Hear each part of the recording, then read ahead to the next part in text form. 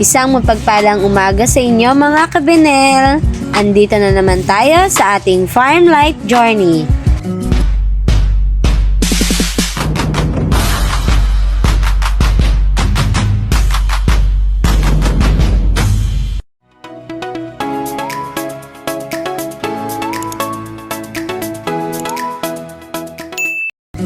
Ayan, today's video, mga kabinel, ating sinamahan si Sir Silver na kung saan excited siyang ipakita ang kanyang punlaan. Kasama ang kanyang panganay na anak na kung saan nakakatuwang sinasanay niya na ito sa bukid.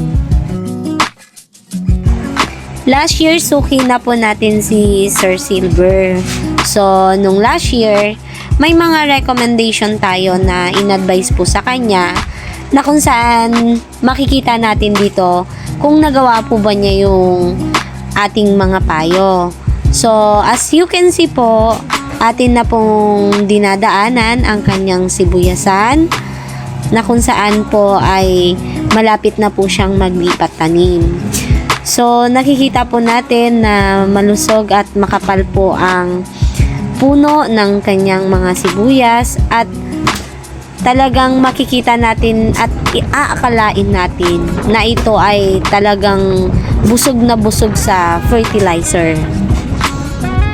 Alam niyo po ba mga kabinel na ang punlaan po ni Sir Silver ay isang beses pa lamang po nakatikim ng fertilizer. Nag-recommend po tayo ng 5 kilong triple 14 na kung saan direkta po itong isinaboy sa punlaan. Marahil excited na po kayo kung ano po ba talaga ang sikreto ng ganito kagandang punla. Last year po, narekomendahan natin si Sir na magtanim po siya ng munggo. Na kung saan, kung ito ay mamulaklak, ito po ay araruhin na at pinuhin po sa lupa. At ito na nga po ang napakagandang resulta sa kanyang sibuyas. Ang pagtatanim ng munggo ay isa sa pamamaraan ng pagbabalik sigla ng lupa. Ito ang tinatawag na green manuring. Ano nga ba ang green manuring?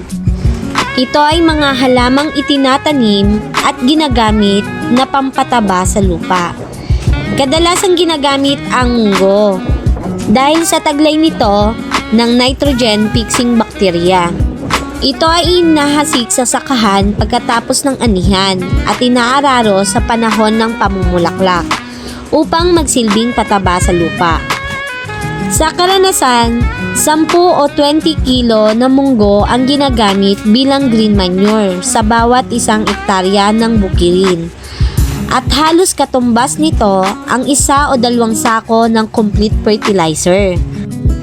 Kaya mga kabinel, ito po ay isang patunay na kaya nating ibalik sa natural ang sustansyang nawawala sa lupa.